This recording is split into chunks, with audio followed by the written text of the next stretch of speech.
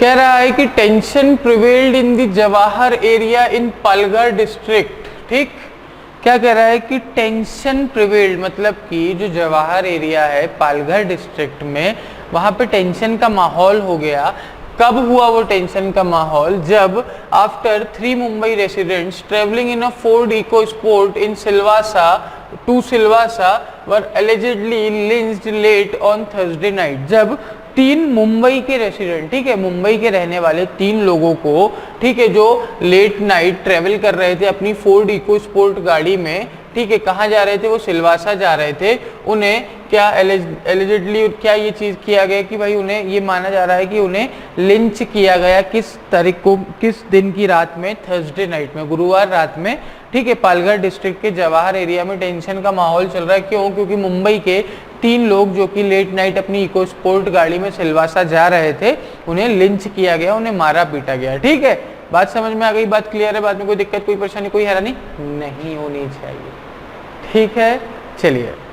तो the Kasa police said the incident occurred near Gadak Chinchale village. Kasa की जो पुलिस है उन्होंने कहा कि ये जो इंसिडेंट है ये गड़क चिंचाले विलेज, गड़क चिंचाले करके एक गांव है, उसके पास, उसके जुरिस्डिक्शन में, उस पुलिस की जुरिस्डिक्शन के अंडर ये हुआ है। वहाँ के जो पुलिस इंस्पेक्टर, वहाँ का जो पुलिस थाना है, पुलिस स्टेशन है, जो उसकी जुरिस्डिक्शन में ये पर्टिकुलर इंसिडेंट आता है। ठीक है। Information received by us indicates that the 3 occupants of the SUV hailed from Kandivali in Mumbai and were going to attend a funeral in Silvassa। और जो इंफॉर्मेशन, ठीक है, पता है वो ये है कि भाई ये जो 3 लोग थे ये कांदीवाली में रहते थे। कौन सी वाली में रहते थे? ये कांदीवाली में रहते थे। कहाँ पे? मुंबई में। और ये सिलवासा जा रहे थे, किस लिए? एक फ्यूनरल को अटेंड करने के लिए। क्या अटेंड करने के लिए ये जा रहे थे सिलवासा? ये सिलवासा जा रहे थे एक फ्यूनरल अटेंड करने के लिए। ठीक। Superintendent of police Gaurav Singh Palghar police said. Palghar police के जो एसपी साहब हैं जिनका नाम है गौरव सिंह, ठीक है, सुपरिंटेंडेंट ऑफ पुलिस का मतलब समझ गए ना आप? एसपी, क्योंकि आप लोगों को तो एसपी ही पता होगा, फुल फॉर्म तो आपने कभी सुना नहीं होगा, पढ़ा नहीं होगा, जानने की कोशिश भी नहीं की होगी ना आपने तो कि एसपी को क्या कहते हैं। क्योंकि हमें क्या करना, हमें तो पता है एसपी कहते हैं, हिंदी में कहते हैं पुलिस अधीक्षक।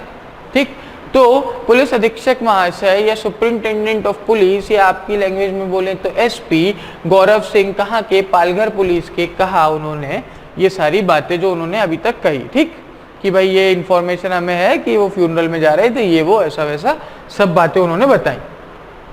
अब a large mob of villagers surrounded the car with in a matter of minutes. ठीक है, कुछ ही मिनटों में क्या हुआ कि विलेजर्स, गांव वालों की बहुत सारी एक मॉब मतलब कि भीड़, ठीक है, मॉब ने उन्हें क्या किया? उन्हें सराउंड कर लिया चारों तरफ से और उन पे लाठियों से, यानी कि स्टिक्स से, आयरन की रॉड से और अपने हाथों से क्या किया? उन पे अटैक करना शुरू कर दिया। लाठियों से, आयरन की रॉड से और अपने बेयर हैंड्स यानी कि अपने हाथों से उन्हें मारना शुरू कर दिया, उन पे अटैक शुरू कर दिया। और इस चीज़ों से उन्होंने क्या किया? They lead to the death of all 3 occupants. और उन्होंने उन तीनों की मौत कर दी, उन तीनों को मार दिया, उन तीनों की डेथ कॉज कर दी। ठीक, चलिए।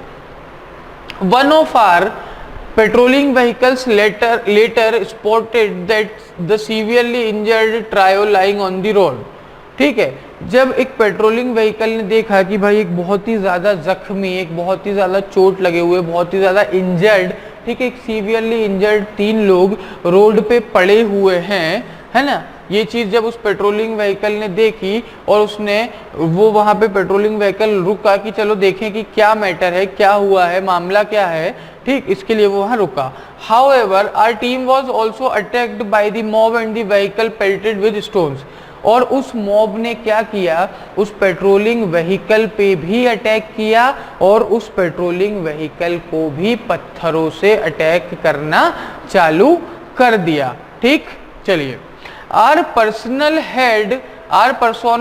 had to flee and were unable to rescue the victims। क्या हुआ कि हमारे जो पुलिसमैन थे, ये सब एसपी साहब बता रहे हैं कि हमारे जो पुलिसमैन थे उन्हें भी वहां से भागना पड़ा और वो उन विक्टिम्स को वहां से रेस्क्यू नहीं कर पाए। ठीक है, an officer with the Kasa police said. ठीक है भाई, एसपी साहब ने थोड़ा सा ऊपर वाला जो है ये सब, इसके पहले का जो था वो एसपी साहब ने बताया था, और यहाँ तक का एक पुलिस ऑफिसर कासा पुलिस का था उसने बताया। ठीक, a wireless alert was sent out later uprising all police station and units of the incident. ठीक, एक वायरलेस अलर्ट भेजा गया किसे? ठीक है, sent out later uprising all police station and unit of the, ठीक है, units of the incident, following which reinforcement were sent to the village and a combing operation was undertaken। ठीक, तो क्या हुआ कि भाई फिर वायरलेस पे सभी पुलिस स्टेशन को, सभी यूनिट्स को इसके बारे में बताया गया, ठीक है, इंसिडेंट के बारे में, और फिर एक रीइंफोर्समेंट भेजा गया कि भैया जाइए विलेज में, देखिए क्या मामला है, क्या डिस्टर्बेंस है, और ठीक है एक ऑपरेशन वहां पे चालू हुआ। Prima facie information indicates that the trio were mistaken for thieves and attacked। ठीक, तो prima facie on the face, prima facie का मतलब क्या होता है? On the face of it. ठीक है, तो प्राइमा फेसाई जो इंफॉर्मेशन है वो क्या इंडिकेट करती है कि गांव वालों ने उन तीनों को चोर समझा और उन पे अटैक कर दिया। ठीक है, The villagers were on edge due to the ongoing lockdown and unavailability of essential supplies। और जो विलेजर्स हैं, जो गांव वाले हैं, वो अपने मतलब गुस्से के बिल्कुल एज तक पहुंच गए थे। क्यों? क्योंकि उस टाइम पे लॉकडाउन चल रहा था और उनके पास ना खाने को था, ना ओढ़ने को था, ना पहनने को था। बेसिकली उनके पास एसेंशियल सप्लाईज की अनअवेलेबिलिटी थी, काम धंधा सब बंद पड़ा हुआ था, है ना। उसके कारणवश क्या हुआ, वो बिल्कुल मतलब एज पे पहुंच गए थे अपने। ठीक है, अब गुस्से के कह लीजिए, फ्रस्ट्रेशन के कह लीजिए, किसी भी चीज के एज पे हो, वो एज पे थे। ठीक, यहां तक बात समझ में आ गई। अब उसके बाद ये कह रहा है कि for the past few days several rumours have been doing the rounds on social media. पिछले कुछ दिनों से सोशल मीडिया पे कुछ रूमर्स चल रही हैं, ठीक है, on social media about thieves and dacoits targeting villages on the highway. ठीक, कि भाई थीव्स जो हैं और जो डेकॉइट्स हैं वो क्या कर रहे हैं, वो हाईवे पे जो विलेजेस हैं उन्हें टारगेट कर रहे हैं। As a result villagers have been patrolling the highway and stopping late night travellers on suspicion, the officer said. और ऑफिसर ने क्या कहा कि भाई इसके कारणवश क्या हो रहा है, इसके कारणवश ये हो रहा है कि भाई जो लेट नाइट गाड़ियां हाईवे से निकलती हैं उन्हें क्या करते हैं विलेजर्स रोकते हैं। किस कारणवश? सस्पिशियन के अंदर, शक के कारण से कि भाई कहीं ये चोर तो नहीं है, कहीं ये डेकॉइट तो नहीं है, ठीक है, कहीं ये डकैत तो नहीं है, कहीं ये चोर तो नहीं है, कहीं ये थीफ तो नहीं है, डेकॉइटी के लिए तो नहीं आया, चोरी के लिए तो नहीं आया, either he is going to commit theft or is going to commit dacoity, they are under this suspicion. ठीक, ये सारे उनके शक हैं, ये सारे उनके ठीक सस्पिशंस हैं। तो इनके कारण वो क्या करते हैं, व्हीकल्स को रोकते हैं और रोक के उन्होंने उस दिन तीनों को मार पीट के खत्म कर दिया। ठीक है, तो ये रहा हमारा पूरा पैसेज। अब इस पैसेज को अभी हमने धीरे धीरे बहुत आराम से प्यार से समझ लिया है। ठीक है, अब मैं आपको बताता हूँ कि जब हमें पेपर में इसको पढ़ना है तो हमें किस तरीके से पढ़ना है, किस तरीके से समझना है, किस तरीके से पढ़ना है, किस तरीके से समझना नहीं है, मतलब हमारी स्पीड क्या होनी चाहिए पढ़ने और समझने की। ठीक, अभी तो हमने 10, 12, 15 मिनट में अच्छे से समझ लिया। अब देखिए मैं आपको बताता हूँ कि भाई क्या हो रहा था। जवाहर एरिया में, पालघर डिस्ट्रिक्ट में टेंशन थी। ठीक है, क्यों? क्योंकि 3 मुंबई रेसिडेंट जो एक किस में, जो एक फ्यूनरल में सिलवासा जा रहे थे, उन्हें विलेजर्स ने रोका और उन्हें क्या हाथ से, डंडे से, आयरन रॉड से, इन सारी चीज़ों से मारना शुरू किया और उनकी डेथ कॉज कर दी। ठीक है, वो अपनी 4 इको स्पोर्ट से जा रहे थे। ये मुंबई के कांदीवाली एरिया में रहते थे। ठीक है, ये सब किसने बताया? Superintendent of police Gaurav Singh ने बताया। उसके बाद ये बताया गया कि एक लार्ज मॉब जो थी कार की, उसने क्या किया, ठीक है, और गांव का नाम क्या था? गांव का नाम था गड़क चिंचाले। ठीक है, और बताया गया कि भाई वो जो लार्ज एक बहुत सारे लोगों ने, भीड़ ने क्या किया, कार को सराउंड किया और उन लोगों को मारा और उनकी डेथ हो गई। ठीक है, अब एक पेट्रोलिंग व्हीकल वहां पे पहुंचा, उसने देखा कि 3 लोग पड़े हुए हैं, तो उन्होंने उनकी हेल्प करनी चाहिए, लेकिन जो क्या हुआ कि जो गांव वाले थे उन्होंने उस पेट्रोलिंग व्हीकल पे भी अटैक कर दिया। उन्होंने उस पेट्रोलिंग व्हीकल पे भी पत्थर फेंकने शुरू कर दिए और पत्थर फेंक फेंक के उन्होंने क्या किया, उन्हें भी वहां से भागना पड़ा और भागने के कारण वो क्या कर पाए, उन ट्रायो को रेस्क्यू नहीं कर पाए। ठीक, ये एक ऑफिसर ने बताया जो कि कासा पुलिस के साथ था। बात समझ में आ गई। अब एक वायरलेस किस पे गया, एक वायरलेस पूरे पुलिस स्टेशन पे गया और सारी यूनिट्स पे गया कि भाई ऐसी ऐसी कोई टेंशन है वहां पे, जाकर के देखिए। जब एक ऑपरेशन अंडरटेक किया पुलिस ने, जाकर के देखा तो पता चला कि विलेजर्स जो थे ना वो बहुत गुस्से में थे, वो अपने एज पे थे बिल्कुल।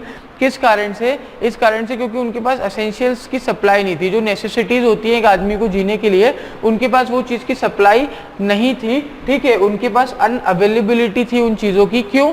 क्योंकि उस टाइम पे लॉकडाउन चल रहा था। बात क्लियर है? ठीक है। और ये भी बताया गया कि on the face of it ऐसा लगता है कि लोगों ने उन्हें चोर या डेकॉइट समझ के मार दिया। ठीक, और पिछले कुछ दिनों से कुछ रूमर्स ऐसी चल रही हैं सोशल मीडिया पे कि जो हाईवे पे जो गांव बने हुए हैं उन्हें चोर और डेकॉइट्स क्या कर रहे हैं, टारगेट कर रहे हैं। ठीक है, और उसके कारण क्या, विलेजर्स रात भर पेट्रोल करते हैं हाईवे पे और जो भी लेट नाइट गाड़ियां हाईवे से निकलती हैं उन्हें रोकते हैं अंडर दी सस्पिशन और उनसे पूछताछ करते हैं। ठीक, ये ऑफिसर ने सारी बात बताई, ये एक्सेप्ट द हिंदू का रिटन बाय आलोक देश पांडे।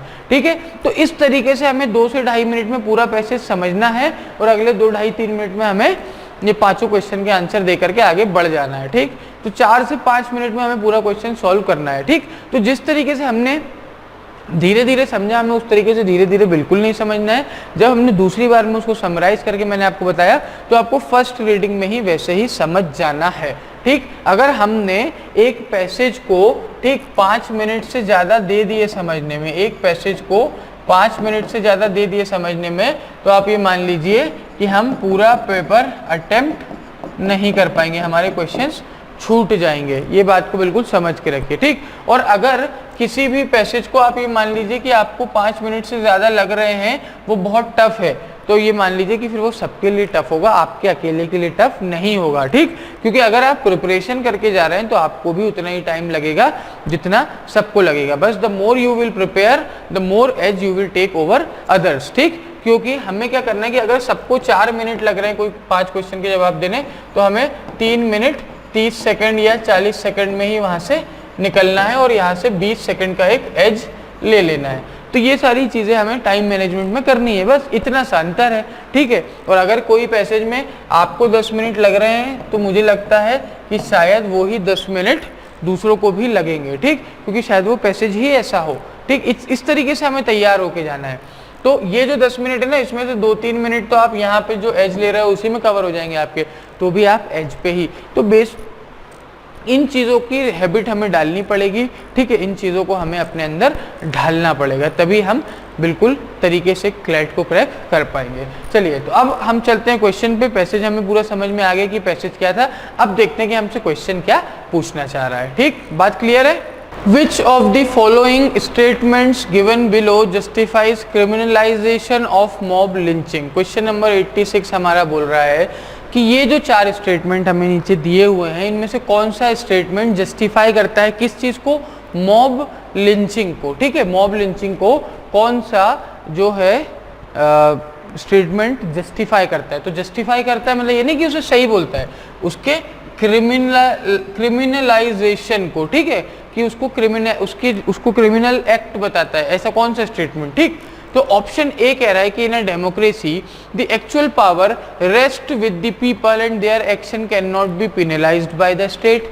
ये कह रहा है कि भाई डेमोक्रेसी में जो एक्चुअल पावर होती है वो किसके पास होती है? वो लोगों के पास होती है, और इस कारण से उनके जो एक्शंस होते हैं वो स्टेट क्या नहीं कह सकती, स्टेट उसे पेनलाइज्ड नहीं बना सकती, उसे पनिशेबल नहीं बना सकती। पहली चीज ये। ठीक, दूसरी चीज, there is no law in India which specifically prohibits mob lynching and therefore it is a justified act of the people. ठीक है, इंडिया में ऐसा कोई भी लॉ नहीं है जो कि स्पेसिफिकली क्या प्रोहिबिट करता है? मॉब लिंचिंग को प्रोहिबिट करता है, और therefore it is a justified act, और ये जो एक्ट है ये जस्टिफाइड एक्ट है। ठीक है, जस्टिफाइड एक्ट है किसे? मॉब लिंचिंग का। सी बोल रहा है it is impossible to punish the wrong doer in case of mob lynching. ये कह रहा है कि भाई मॉब लिंचिंग में इतने सारे लोग होते हैं कि आप रॉन्ग डूअर को कैसे पनिश करोगे। और चौथा बोल रहा है violence can not be a tool to implement the will of the majority and such actions are failure of the state. ये कह रहा है कि जो भाई वायलेंस कभी भी किसी भी, ठीक है, अगर कोई भी मेजोरिटी है उसके जो भी एक्शंस हैं उनको जस्टिफाई करने के लिए, ठीक है ना, और या फिर उनकी जो विल है उसे इम्प्लीमेंट करने के लिए कभी भी वायलेंस एक टूल की तरह काम नहीं करेगा, नहीं कर सकता है। और अगर ऐसा कभी होता है तो वो स्टेट के पार्ट पे एक फेल्योर माना जाएगा, एक फेल्योर होता है। ठीक, तो देखिए पहला ऑप्शन तो आपका बहुत ही ज्यादा वेग है, जो कि क्या कह रहा है कि डेमोक्रेसी में लोगों के पास ही पावर होती है, तो अगर वो कोई ऐसा काम कर रहे हैं तो हम उसे क्या नहीं कह सकते, हम उसे पनिशेबल नहीं बना सकते। अरे भाई क्यों नहीं बना सकते, फिर तो कल अगर मेरा भी मन करेगा तो मैं किसी का मर्डर कर दूंगा और बोलूंगा क्योंकि इंडिया में डेमोक्रेसी है तो मेरे पास पावर है किस चीज़ की, मर्डर करने की, और आप उसे पीनल एक्शंस के अंडर नहीं ला सकते, है ना। आप भी फिर जाके कहीं भी कुछ भी चोरी करिए, आप जाइए मॉल में और जो जो चीज़ें पसंद आ रही हैं उठा लाइए, क्यों, क्योंकि पावर तो आपके पास है। नहीं, ये बहुत ही वेग बात हो गई, कट गई। ठीक, B there is no law in India which specifically prohibits mob lynching and therefore it is a justified act of the people.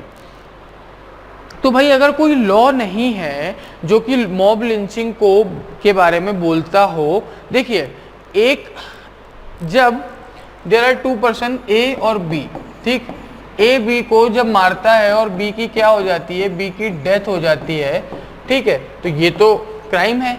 तो जब ए के साथ ए एंड 68 लोग अदर्स, ठीक है ना, जैसे फेसबुक पे डालते ना हम I am feeling lonely with 68 others, तो A is feeling lonely with 68 others, और उन बाकी के सारे जो ये 70 जितने भी लोग हैं ये सब क्या करते हैं, ये लोग डिसाइड करते हैं कि चलो एक मर्डर कर देते हैं, बड़ा लोनली सा फील हो रहा है, ये बी का मर्डर कर देते हैं। तो यहाँ पे क्योंकि मॉब लिंचिंग में आ गया कि इन्होंने 70 लोगों ने, 69 लोगों ने, 68 लोगों ने, जितने भी लोग थे इन सब ने मार मार के बी की डेथ कॉज कर दी। गेटिंग, बात समझ में आ गई। तो ये क्या आ गया, ये मॉब लिंचिंग में आ गया। तो क्या अब ये चीज तो किसी भी एक्ट में बताई नहीं गई है कि मॉब लिंचिंग क्या होती है, बात समझ गए आप। लेकिन मॉब लिंचिंग बताई नहीं गई है किसी एक्ट में, तो क्या वो जस्टिफाई हो जाएगी, क्या आप उसे जस्टिफाई कर सकते हैं, बिल्कुल जस्टिफाई नहीं कर सकते आप, है ना।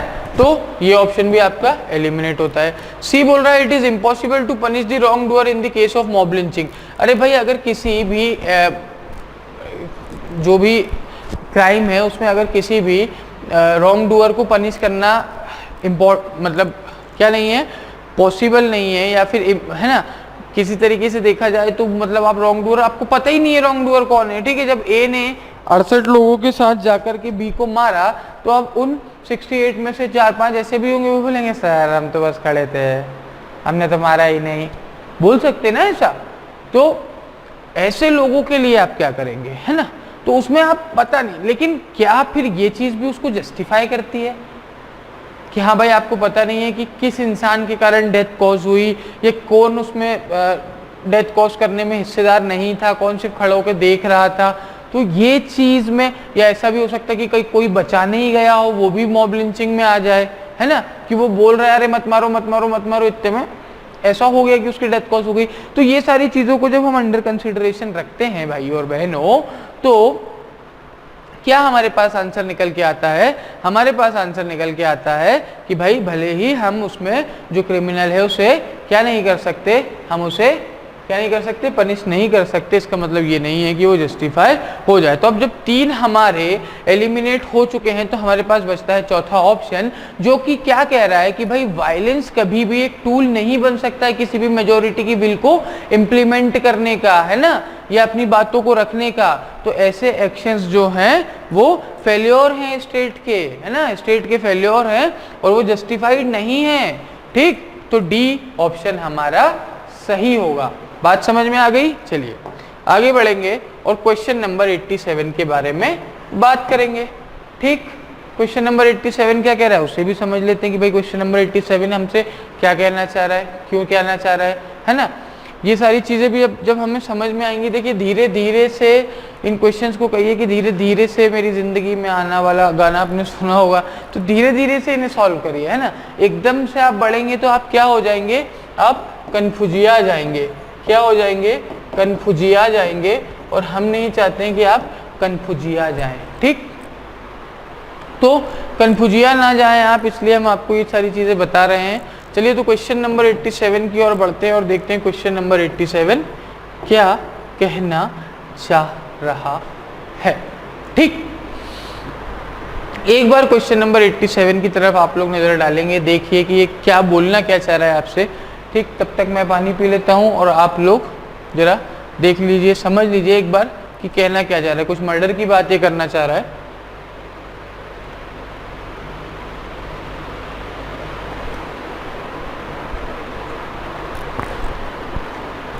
देखा आप लोगों ने क्या कह रहा है, ये कुछ समझ में आया। कह रहा है कि which of the following statement justifies the criminalisation of mob lynching as a distinct offence apart from murder. इनमें से कौन सा स्टेटमेंट मॉब लिंचिंग के क्रिमिनलाइजेशन को जस्टिफाई करता है, वो भी किस तरीके से, एक डिस्टिंक्ट ऑफेंस की तरह, ठीक है। और ऑफेंस किससे डिस्टिंक्ट होना चाहिए, मर्डर से, ठीक। चलिए ये हमें बताना है। तो option A B C D 4 हैं हमारे पास। 4 में से हमें एक ट्रिक यहाँ पे मिल गई है फिर से कि हमें सिर्फ 3 पढ़ने हैं। कितने पढ़ने हैं, 3 पढ़ने हैं। और अगर तीनों सही हैं तो हमारा कौन सा आंसर सही हो जाएगा, चौथा आंसर सही हो जाएगा। क्यों, क्योंकि चौथा आंसर हमारा ऑल ऑफ दी अबव है। और हम ये जानते हैं कि जब हमारा चौथा ऑल ऑफ दी अबव है तो हमें 4 पढ़ने ही नहीं, हमें सिर्फ 3 पढ़ने हैं, है ना। और जहाँ ही हमें पहला ऑप्शन ऐसा मिलेगा कि जो गलत है, तो फोर्थ हमारा ऑलरेडी गलत हो जाएगा। ये ट्रिक भी हम जानते हैं। तो ये छोटी छोटी ट्रिक्स आप सीखते रहिए, ठीक, क्योंकि ये हमारे कोई कभी काम आने वाली नहीं है। और हम ये मानते हैं कि हमें कभी भी किन चीज़ों पे विश्वास नहीं करना है, हमें ट्रिक्स पे विश्वास नहीं करना है ना। ट्रिक्स पे विश्वास नहीं करना है। ट्रिक्स बहुत कम जगह चलती हैं। मैंने पहले भी आपको बहुत सी चीज़ें बताई कि हम ऑप्शन से जा सकते हैं, इससे कर सकते हैं, उससे कर सकते हैं, जा सकते हैं। लेकिन ये सारी चीज़ें हर क्वेश्चन में, एवरी क्वेश्चन की जब हम बात करते हैं तो ये सारी चीज़ें क्या होती हैं, ये सारी चीज़ें यूजफुल नहीं होती हैं बच्चों, है ना। और जो चीज़ें यूजफुल नहीं होती हैं सारे क्वेश्चन में, उन्हें हम दिमाग में बिठा नहीं सकते। जहाँ पे लग रही है वहाँ पे लगाओ, पर इसका मतलब ये नहीं है कि हर क्वेश्चन को इसी ट्रिक से सॉल्व करने की हम कोशिश करें, नहीं। तो ये जो मैं ट्रिक चीज़ें बताता हूँ ना, ये आपको इसलिए बताता हूँ, ये भद्दी सी गंदी सी ट्रिक्स मैं आपको क्यों बताता हूँ, इसीलिए बताता हूँ क्योंकि ट्रिक्स पे हमें जाना ही नहीं है। ये लॉ है, लॉ में ट्रिक्स नहीं चलती, लॉ में कंसेप्ट चलता है ना। ये लॉजिकल रीजनिंग नहीं है कि जहाँ पे ये मैथ्स नहीं है जहाँ पे हम ट्रिक्स लगा लें, है ना। जहाँ पे हमें चीज़ें हमारी अलग अलग ट्रिक्स, ठीक। जब आपके जो सर है रीजनिंग वाले जो आपको पढ़ाते होंगे तो वो आपको ट्रिक्स बताते होंगे। क्यों, क्योंकि logical reasoning is tricky subject, है ना। वो एक सब्जेक्ट ही ऐसा जो ट्रिक्स पे बेस्ड है। लेकिन लीगल एप्टीट्यूड, लीगल रीजनिंग की जब हम बात करते हैं तो वो ट्रिक्स पे नहीं चलता, वो आपके कंसेप्चुलाइजेशन पे चलता है। वो चलता है आपके पास जो पैसेज दिया हुआ है उसके बेसिस पे, है ना।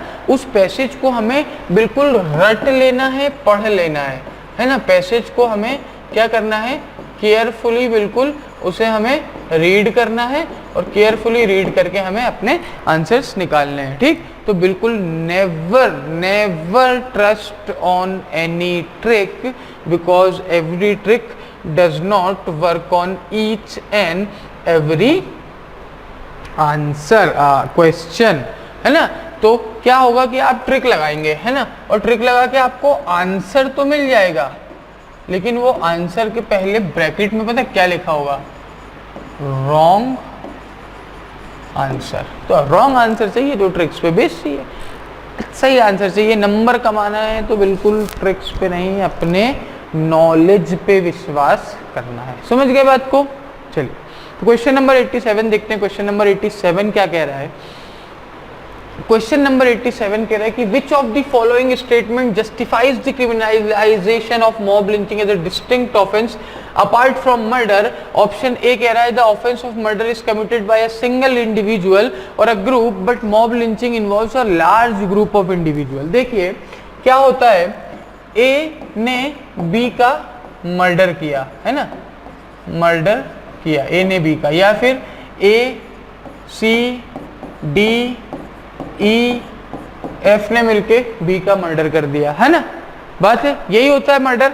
लेकिन जब हम मॉब लिंचिंग की बात करते हैं तो मॉब लिंचिंग में क्या होता है कि ए बी और सी को किसने मारा, D E F G H I J K L M N O P Q R S T U V W X Y Z 1 2 3 4 5 6 7 8 9 10 11 12 13 14 15 है ना, ऐसे ये होती है मॉब लिंचिंग।